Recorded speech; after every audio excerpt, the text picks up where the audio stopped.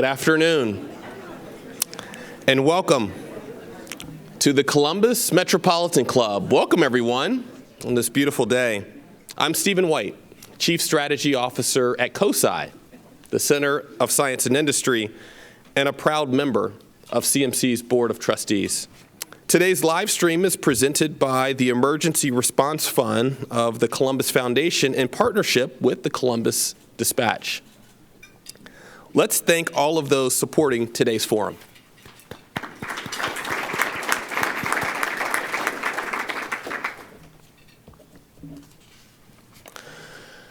The COVID-19 pandemic, it's reshaped office life like no other event in memory.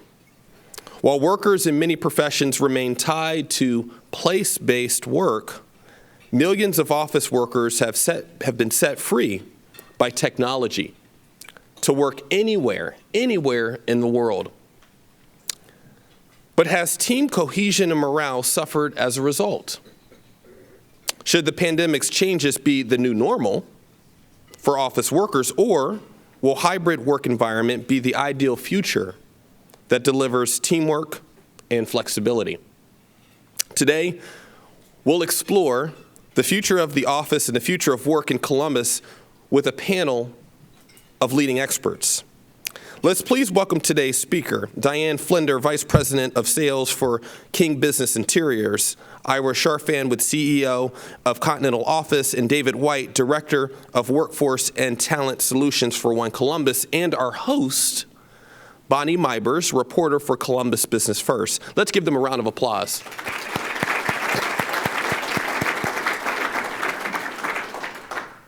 Well, thank you for being here today. You can learn more about our leading experts here today on the back of your forum flyer. And Bonnie, we look forward to today's conversation, and the podium is yours.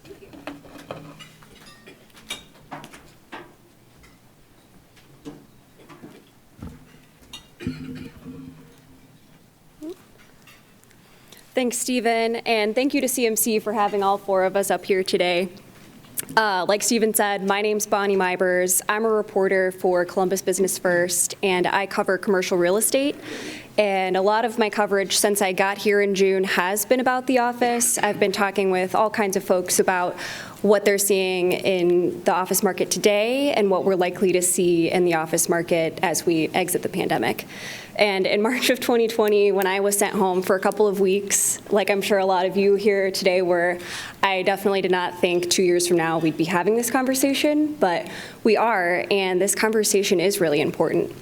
There's no doubt about it. The office is going to look different. The workplace is going to look different. In fact, CBRE recently did a study that found the average worker is going to be spending 1.6 days working remotely versus pre-pandemic figures, which were 0.6. So my first question, and I'd like to start with Diane, and we can just move down the line, is how has the pandemic changed how you do business? We talked a little bit about this before, but truthfully, the whole idea about remote work or hybrid work was on the cusp of starting way before the pandemic actually hit.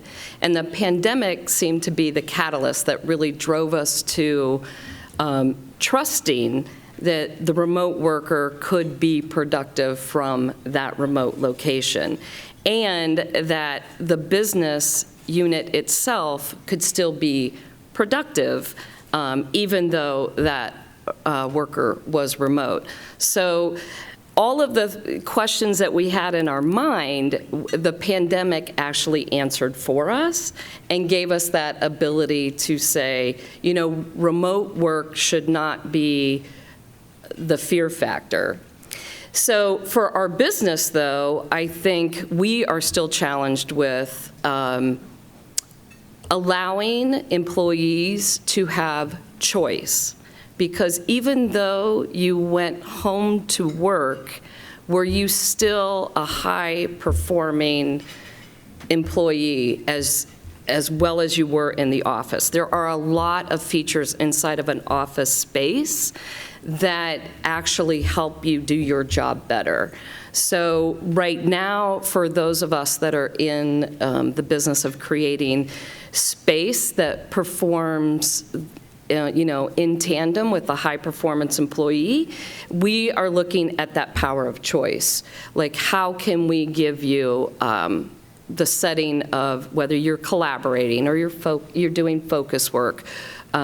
So with that, I would say that is really where our focus is today. I know Ira has things he would like to add.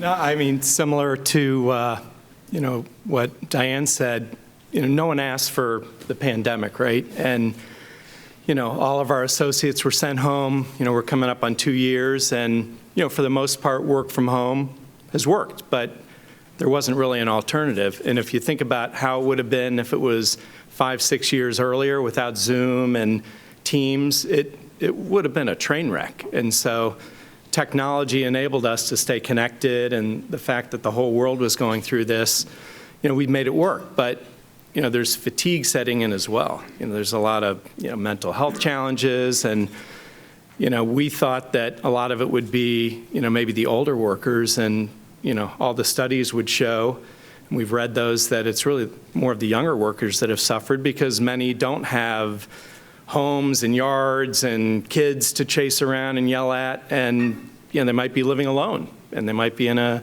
500 or 600 square foot apartment. And so not being able to go to restaurants and movie theaters and things like that, is really, put a big challenge on everybody. But long before the pandemic hit, we were working with our clients and our own teams on, how to create the most choice and flexibility possible. And that's really, again, Diane touched on it. It really just accelerated what was going to happen anyways. And, I always think about Winston Churchill saying, never, I don't know the exact quote, John Comerford will correct me, but, never waste a good crisis, or never let a good crisis go to waste. And I think that's what we're doing. We're pivoting and adjusting, but at some point, people have to come back to the office.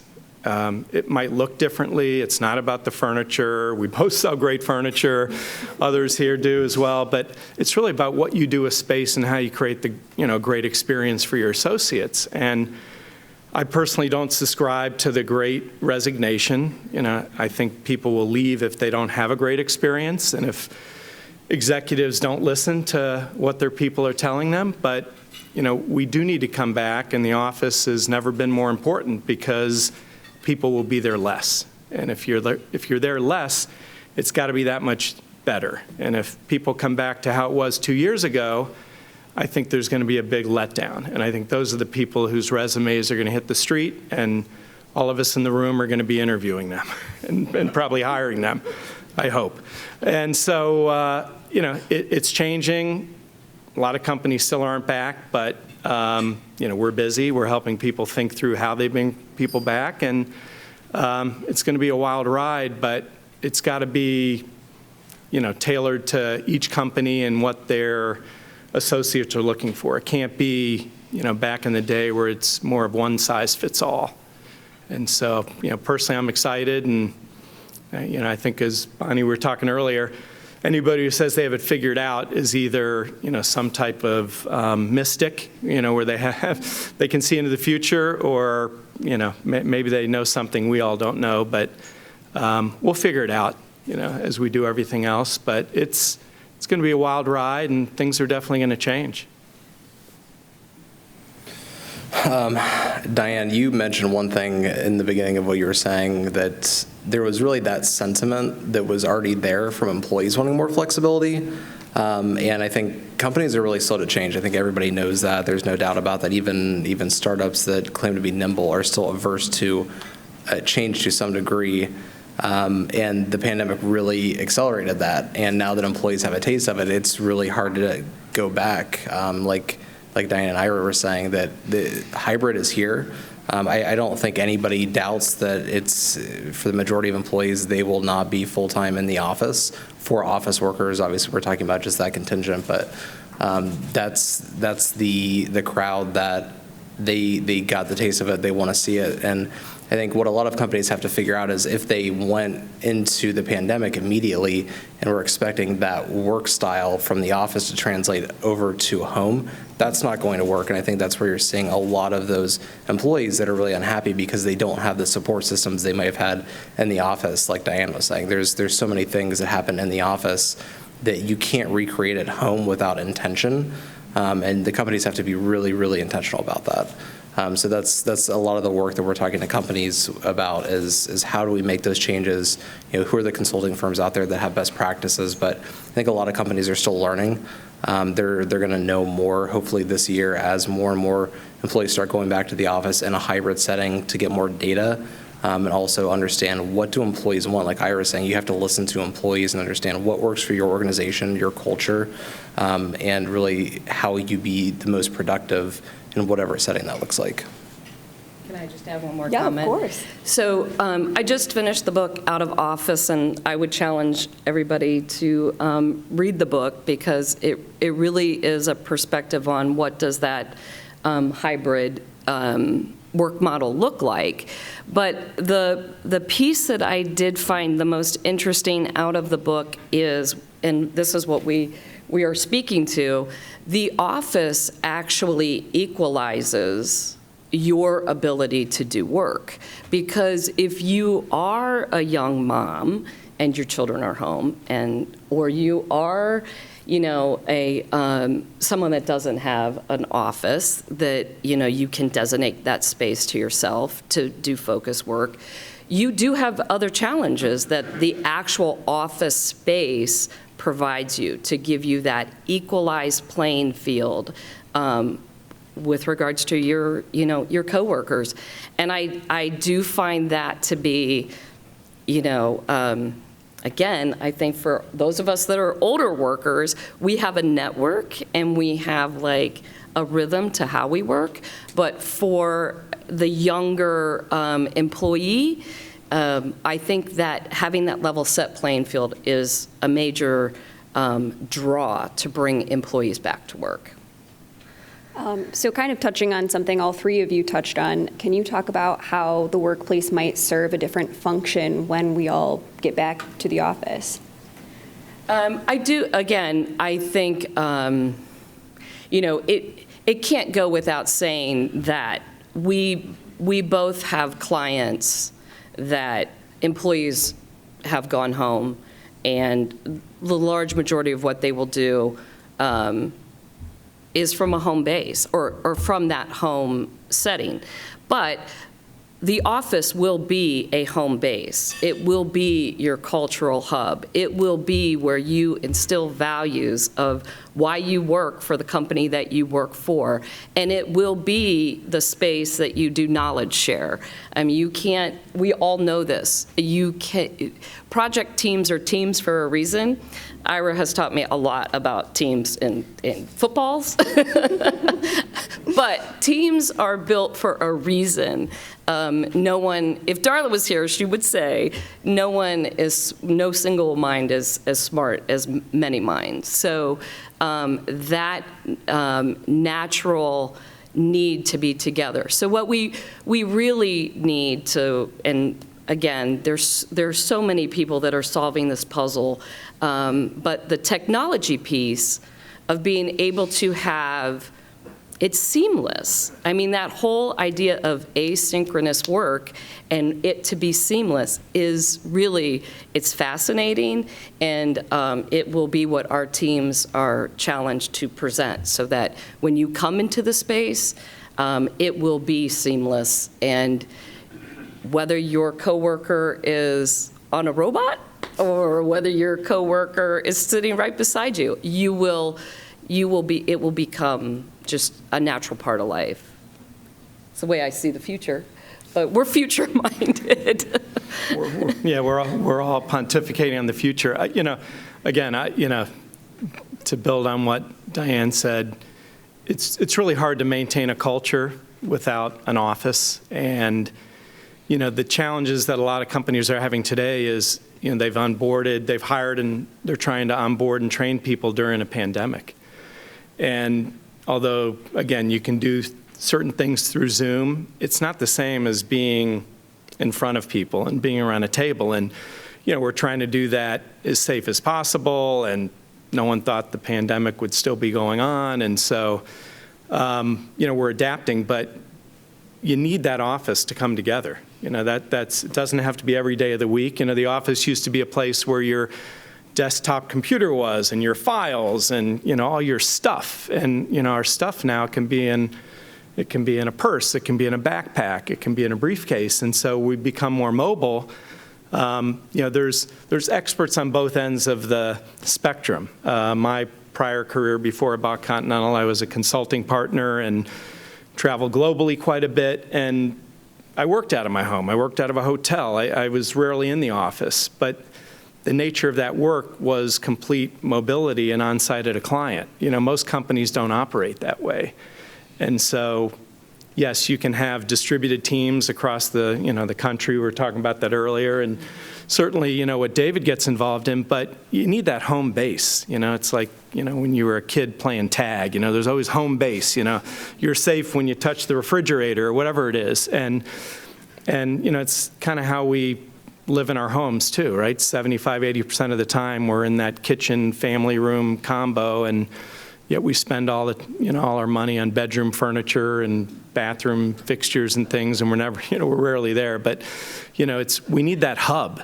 And so that's, my point earlier of the office has never been more important. Real estate, office, it doesn't go away. It's got to be better, and the product's got to be better. And that's what I think companies are going through. And for many of them, they're kind of kicking the can down the road a little further. And eventually, you gotta bring people back, because those people are going to feel probably less connected to their teams. And one quick story then I'll stop talking for a couple minutes is one of the client executives I was talking to recently. She was telling me a story of someone who left someone really experienced on her team, and I'm like, oh, that's too bad. And she said, yeah, she left because she wanted to work in the office full time. I'm like, wait a minute. She left because she couldn't work in it. Yeah, we couldn't support that based on security and our protocols. And I'm like, wow, I've heard of people leaving because they wanted to work home 100%. And this is someone who wanted to work in the office 100%, a senior level person, and they quit. And, I just left that meeting thinking, that's a problem. We have to address those things. So we'll get there. I think a lot of the companies that a lot of the companies that we are talking to definitively, they see the office as a space for collaboration, innovation, and relationship building. So as an example, on somebody's first day, if you are just onboarding them remotely, it's really difficult, like Ira was talking about, to get the culture across to employees. You can't have somebody walk up to AEP Tower and say, this is AEP, we are a giant company. Go look at Nationwide Arena and see the AEP Power Tower and all the community involvement that they have.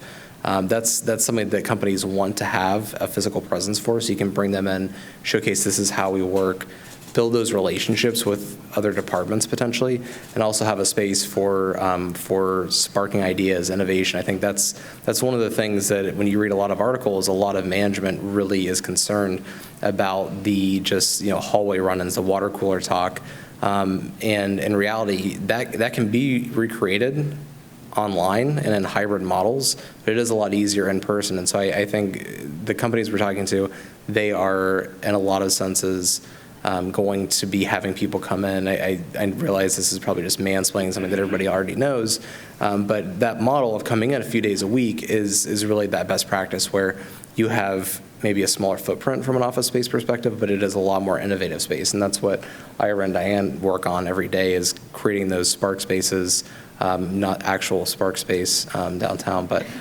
places where you can really spark innovation. So I think a lot of the co-working spaces are probably going to do pretty well, I would imagine. Places like Cohatch, Hopewell Works, WeWork, those spaces for companies to get off-site, but also maybe their offices turn into something like that, where you can have more innovative, collaborative space and also just a space to build relationships, so it's more like going to a coffee shop or something like that.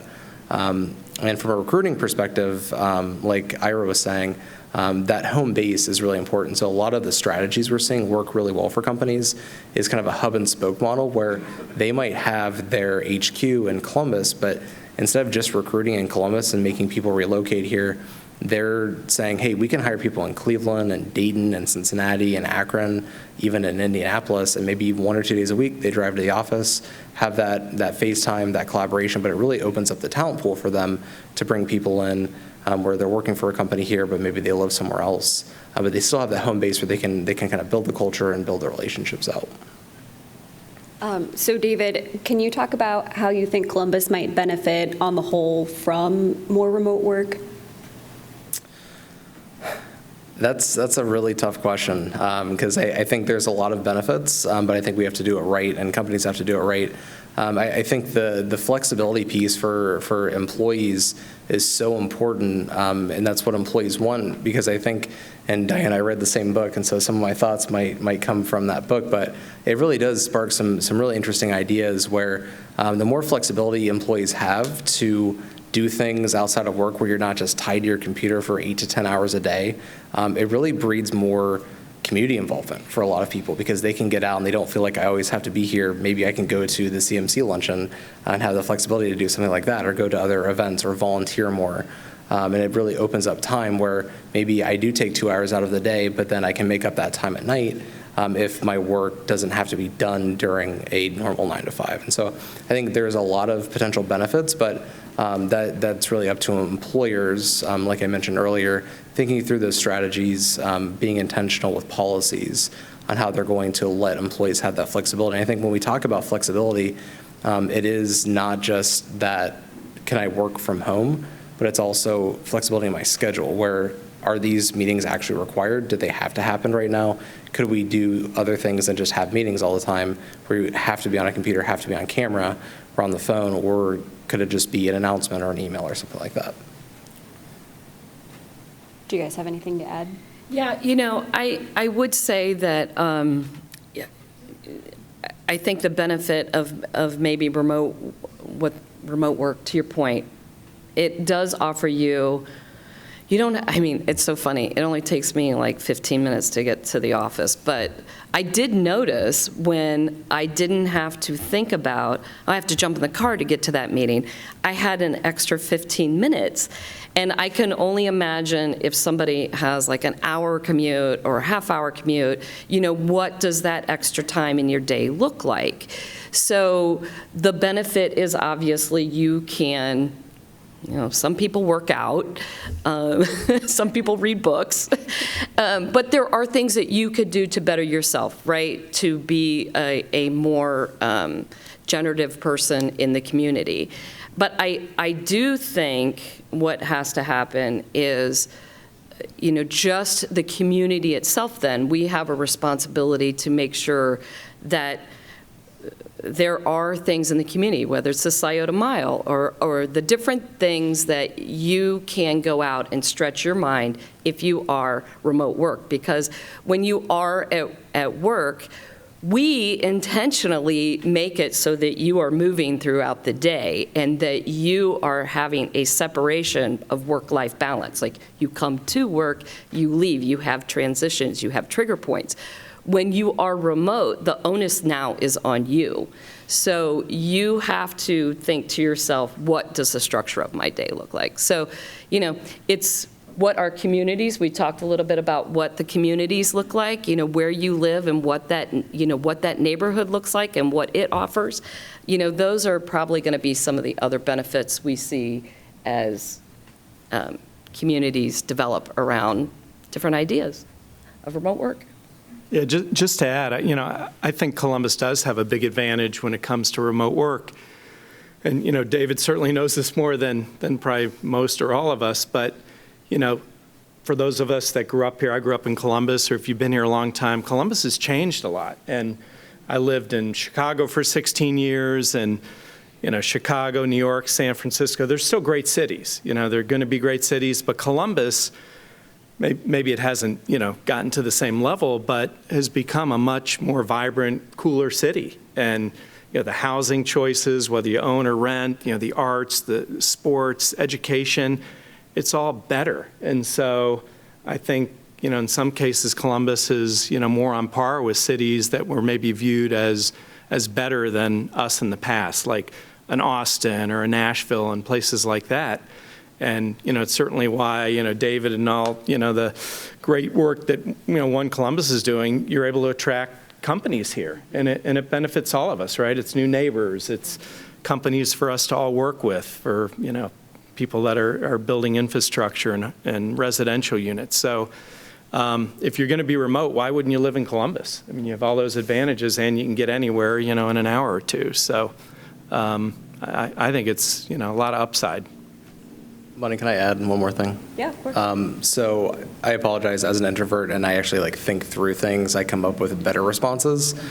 So you just have to give me a minute to think through. So I actually think there's really a crucial thing that remote and hybrid work allows us to do, which is create more access points for underserved populations. And so if somebody doesn't have to drive to work and have a car, it's a lot easier and a lot cheaper for somebody to pay for $50 a month broadband versus paying $300+ a month for a car to drive to the office. And so it opens up a lot of access points for people that maybe didn't have access to those opportunities before because there were barriers in place. And so that could be historically underrepresented populations. It could be differently able people. There's a lot of companies that are utilizing that remote work and flexible model to access different talent pools, which right now our labor participation rate is dramatically down from where it was in 2019. That allows us to tap into other populations that we maybe overlooked, missed. There were too many barriers for us to be able to access those people. So I think it does create a really interesting opportunity to get more people into the workforce, provide more opportunities, and really create those economic pathways for somebody to become more sustainable in their life. Anything else to add? Well, in our previous conversation too, just, at talking at the table, just that whole idea of it's not just your paycheck that you're looking for anymore. It is amenity-based. What does the company actually offer me, as well as the city?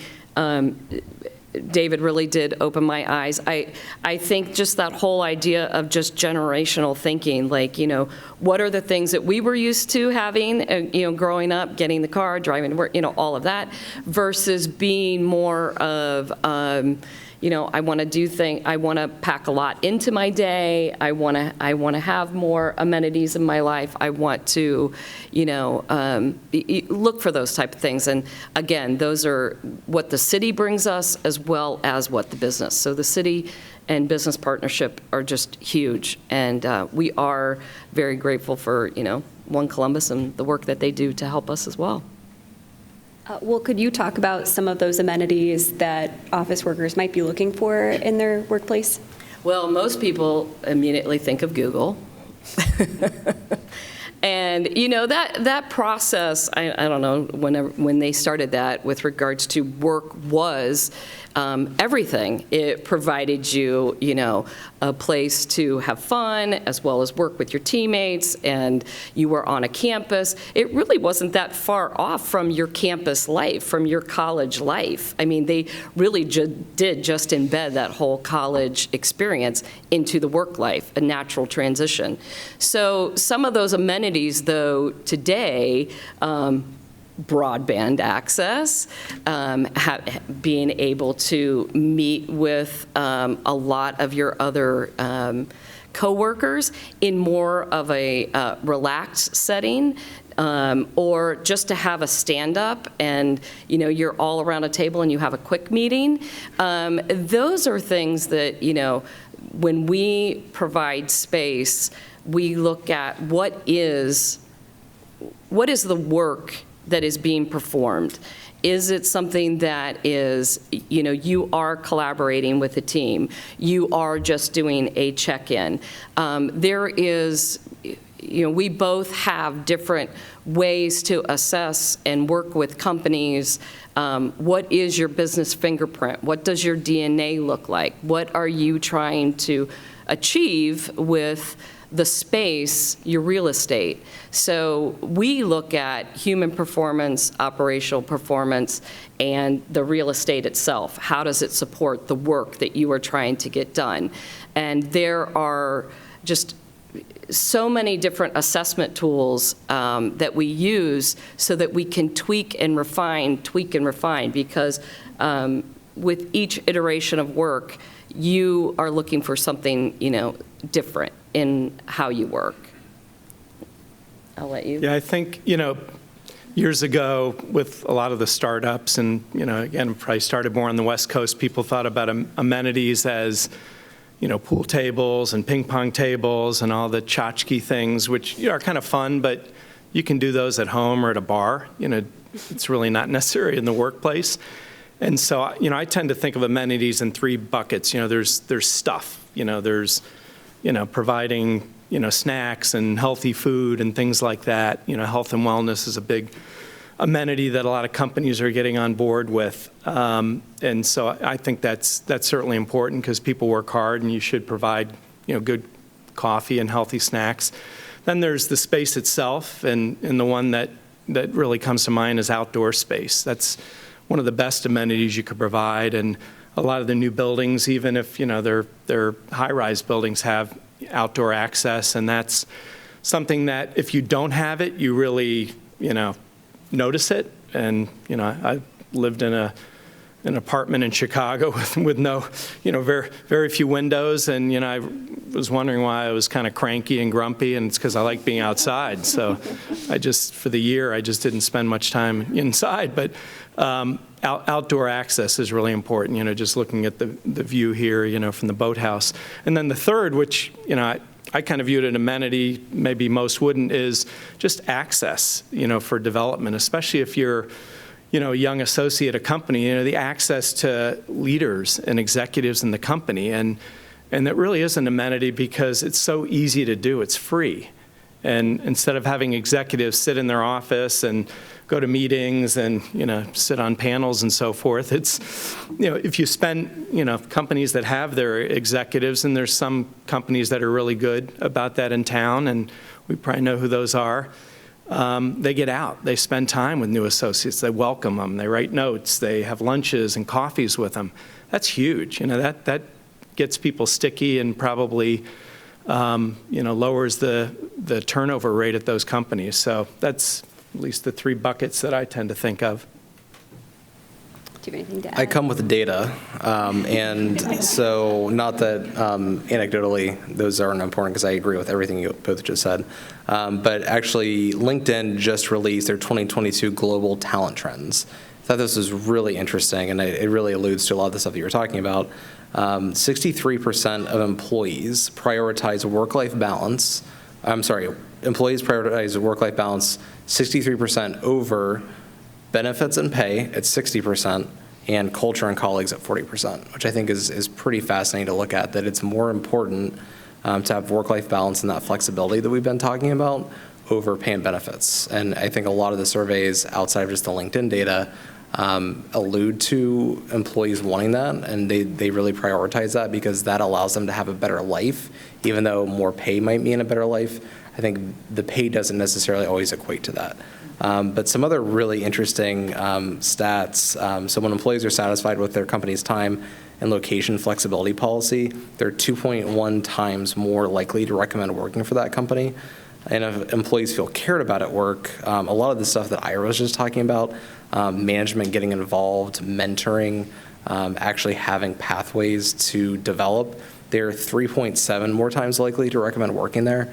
Talk about the Great Resignation and employees wanting to leave. If companies really get a good grasp on that, that's going to want to keep employees there, or that's going to keep employees wanting to work there, but not just wanting to work there, but also utilizing the referral networks to get more people to work there, which a lot of companies that we work with, referrals are one of their top methods of getting employees. So those are just a few data points I wanted to share, but also I think childcare is such an issue, even outside of this conversation about office work, for people that aren't able to work at a hybrid or remote level, if I have to go to a manufacturing facility or a distribution facility, childcare is huge. So either childcare subsidies, on-site childcare, that is a big thing that companies are starting to think about and think through how can we solve that.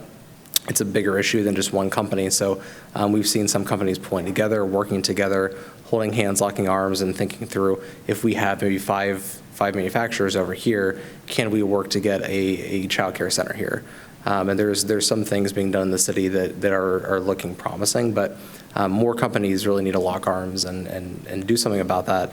And we're seeing a lot of movement on that, but that's one area that I think from a perk or benefit standpoint that companies are thinking through. I think the flexibility also kind of goes into childcare as well, because if my kids are off school over the summer, that creates some issues. There might be a sick child or something like that where you need that flexibility to change your schedule and shift. So it all kind of ties in together. I have to just bring up a quick story because, okay, so if you guys don't know, Darla King is actually the owner of King Business Interiors, and her family members are here, Chelsea, her daughter, and Dave.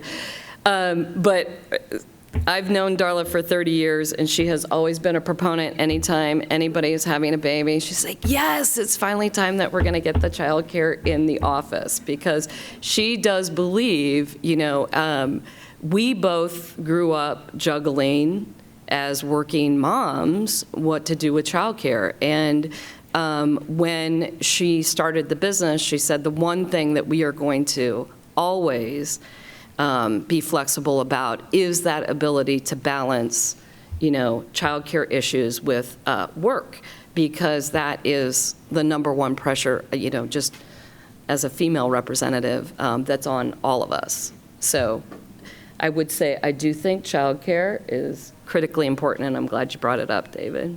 So. That's another talent pool that has been left behind in the pandemic recovery that we're going through is unmarried mothers and mothers of children under 5 there's some data that I'm happy to share from a Brookings study. I think their most recent data was in March, but it's somewhere around 5% of the workforce that had dropped out still hasn't come back in those two categories. And those are huge. And I think they make sense because there's no support systems in place. So when companies can address those and create that flexibility or even just support systems at work, those are things they can do to try to attract more workforce as well. Well, we're going to move to questions from our live stream audience and our audience here in person in a few minutes. So if you have a question, make your way to the microphone back there with Mantra. And before we take audience questions, I do have one last question for you guys. Can you talk about how company culture is going to have to evolve for companies to move forward out of this pandemic? Certainly. Again, your company culture is really, the pandemic put a spotlight on it for everybody. Is it as strong as you think it was?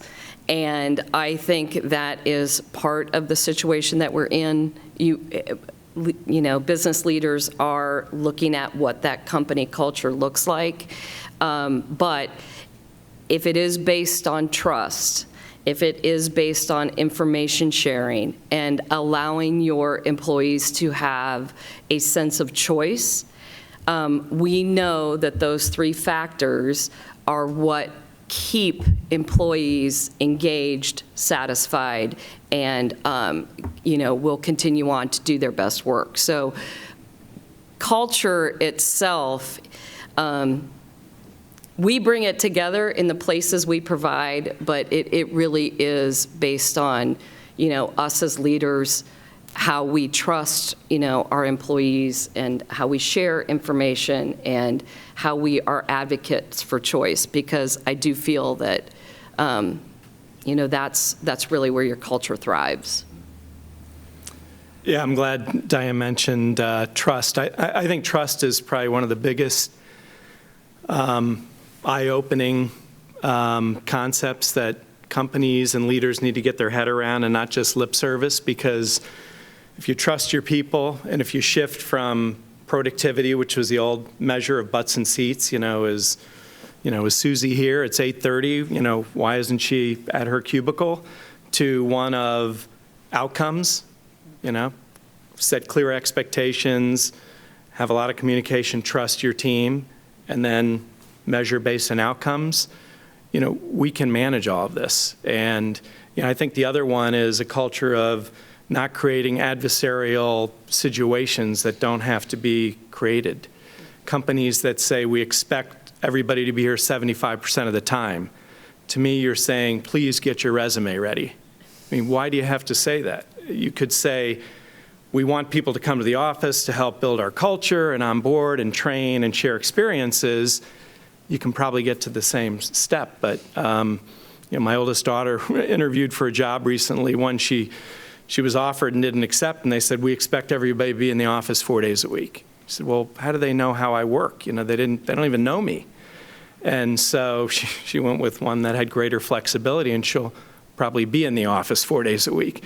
But we don't have to create these adversarial situations. But I think if we trust and communicate and really focus on outcomes, companies that do that are going to be the winners, and those that use the old productivity measures from years ago are not going to be the winners.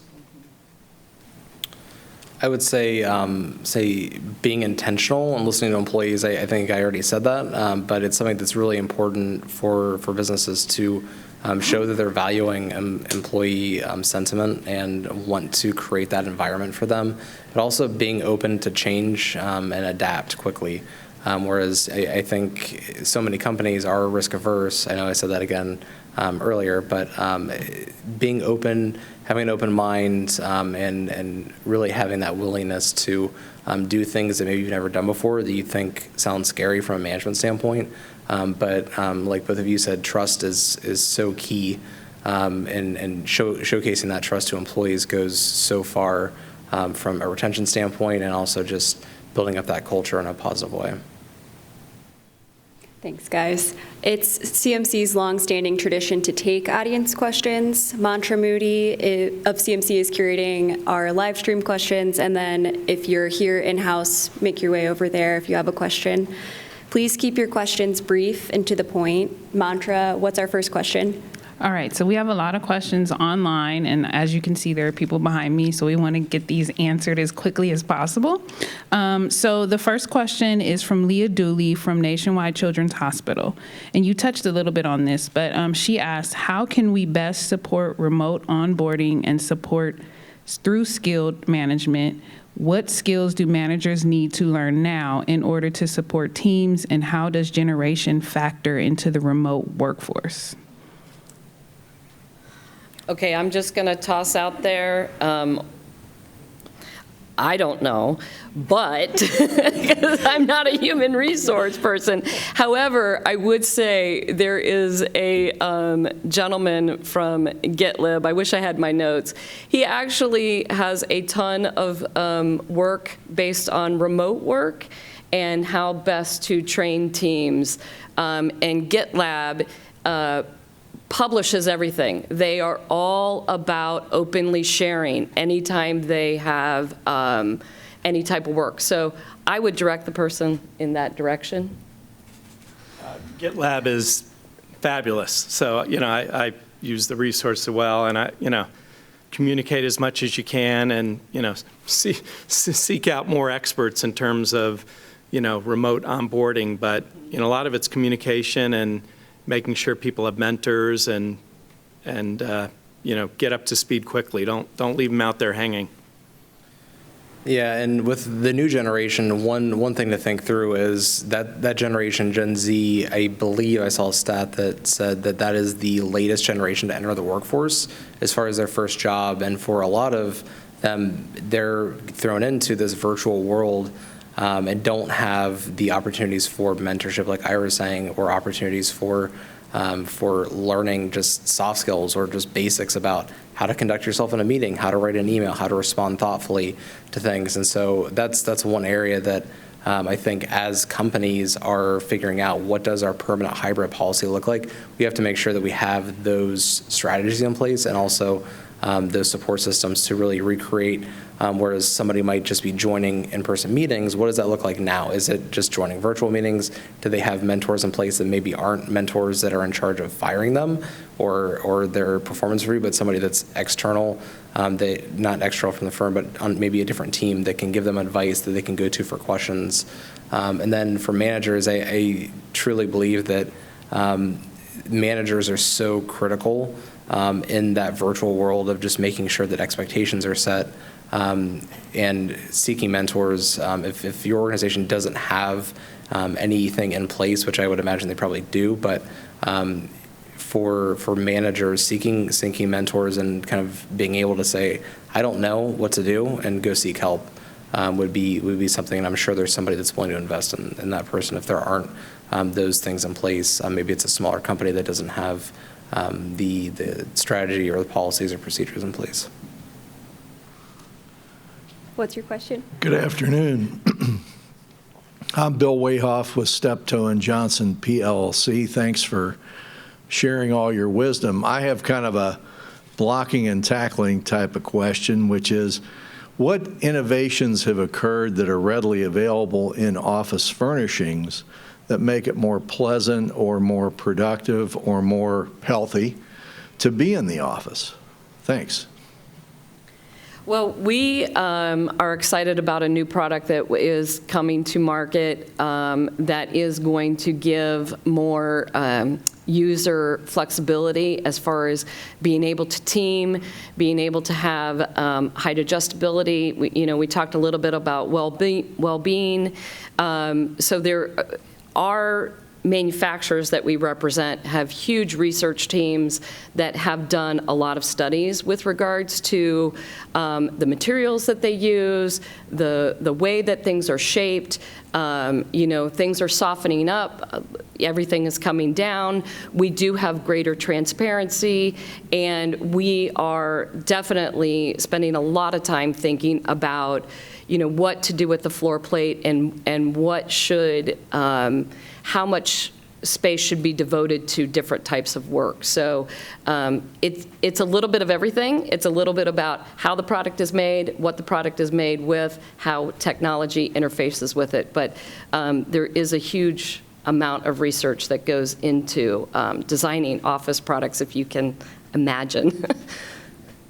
Yeah, no, that's a great question. I think height adjustability, sit to stand, because we sit too much, and certainly as you get older, you can have back issues, ergonomic seating, a lot of great options out there. And, I think, again, back to choice and flexibility, just providing, from the old days of sitting at a cubicle, from when you get in until you leave and go home for dinner, allowing people to move throughout the office. And maybe it is at a cubicle, maybe it's a phone booth, maybe it's, more of a lounge setting. It's really incorporating some of the elements of what we have at our homes too, and how we sit and move throughout our house depending on the activities we're doing. But there are a lot of great products out there, and it's easy to find what will meet your specific needs.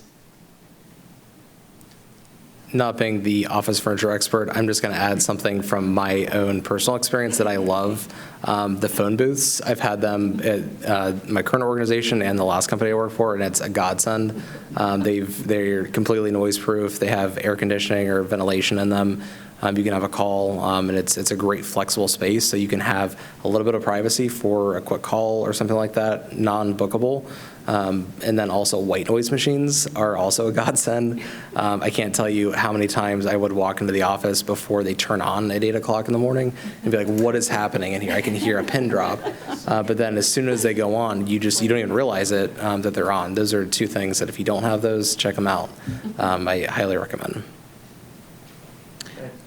All right, Katie Trumpitis from Columbus State Community College asks, does the home-based concept have varying degrees of success or benefits across employees of different races or ethnicities? Again, like I mentioned, I do think the home base offers the level set playing field, because you are coming in as an employee with your contribution without any bias. So I do think that is the biggest case for the office itself. But we can't take away the fact that you are probably juggling different life situations. So making sure that whether you are in the office or at your home, I do believe is what is going to, level set for society. I really do.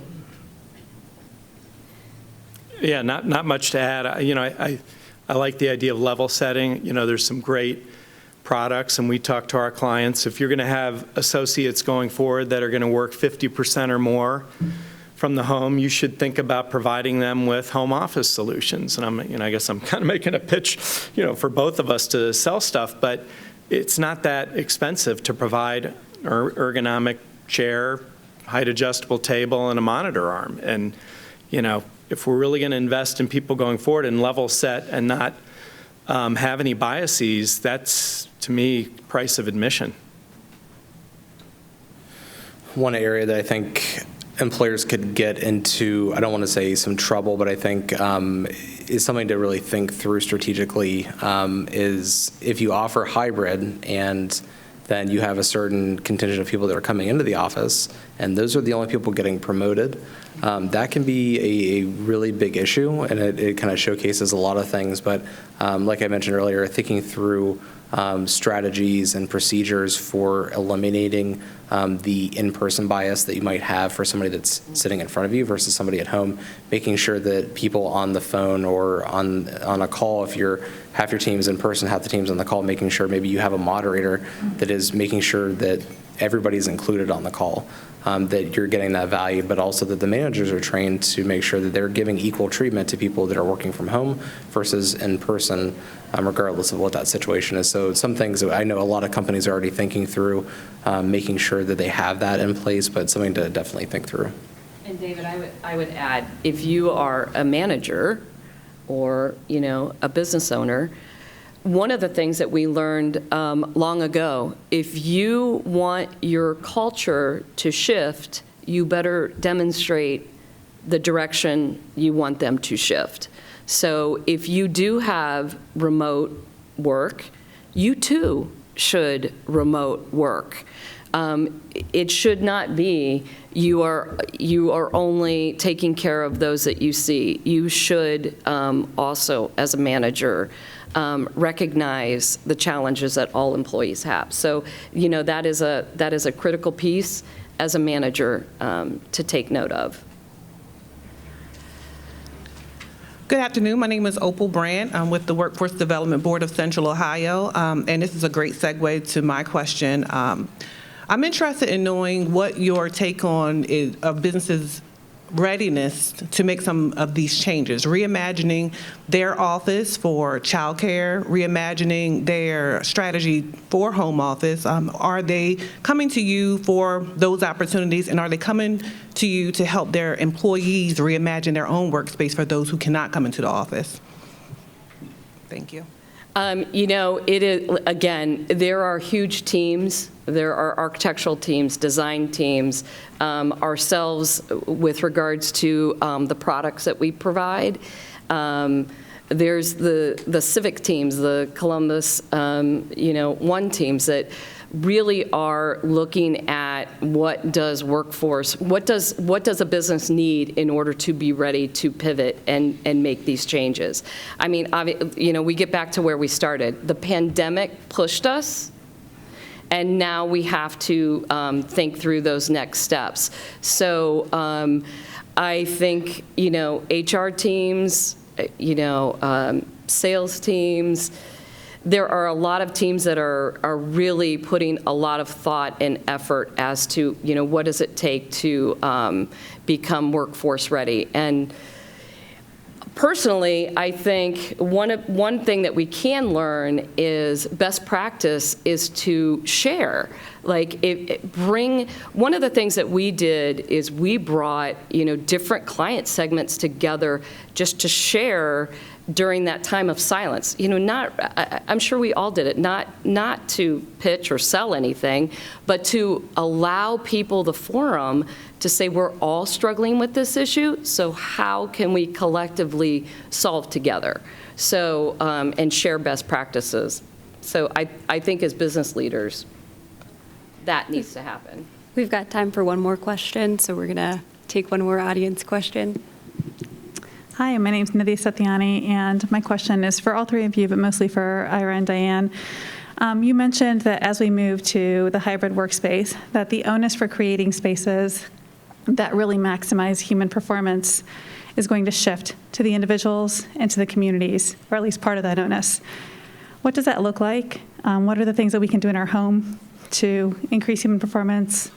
What are the things how does that look in the community? Is that community centers? Is that lighting in community centers? Is that windows in community centers? Like, what does that look like? I do think the work from home is different for everybody because you have to determine how much space you can devote to that, right? So there are people that are looking for those co-working spaces. I agree with Ira that there is going to be a need for more of that type of space. But just individually, I am going to make a pitch here. The dining chair is not the best chair.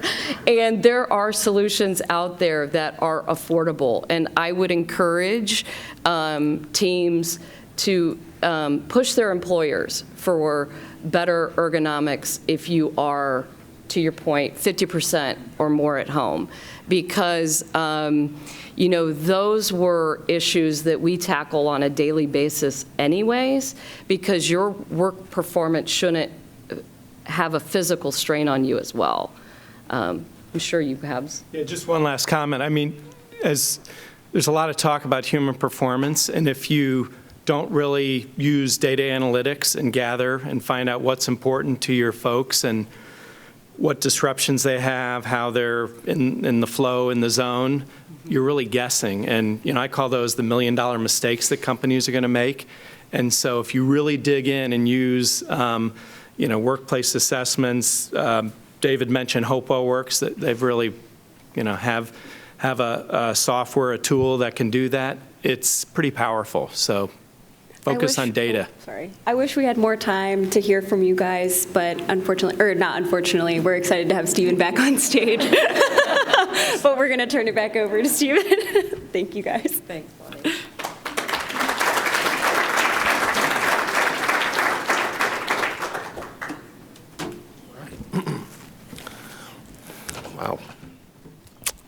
Wow. That was incredible.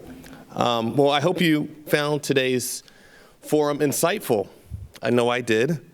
As we navigate this unprecedented pandemic, we have a moment. We have a moment to ignore the box and think differently about the future of work, the future of our colleagues, and the future of our lives. And I think the message here today is that the future of work is you. And as we decide what the future of our home base is, or where our hub is, as Ira put, with that focus on trust, we have to think about, as Diane put it, that the office can be that knowledge share. It can be that opportunity for us to equalize work. But as we heard from David, from the incredible statistics that he shared related to LinkedIn, flexibility is also critically important in this dynamic. So as we decide the future of work, as you decide the future of work, let's navigate these changes together. So please make plans to join us next week at CMC as we present Organizations Laser Focus on Social Impact, featuring a panel of experts. Thank you to our online virtual seat patrons and the Emergency Response Fund of the Columbus Foundation for presenting our live stream in partnership with the Columbus Dispatch. And a special appreciation to our powerhouse panel here today and experts, Diane, Flinders, Ira, Sharfin, and David White, as well as our incredible host, Bonnie Meibers. Let's give them a round of applause for their great feedback today. And thank each and every one of you for joining us. We could not do this without each of you. We look forward to seeing you next week at the Columbus Metropolitan Club as we present yet another community conversation. Thank you and have a great day.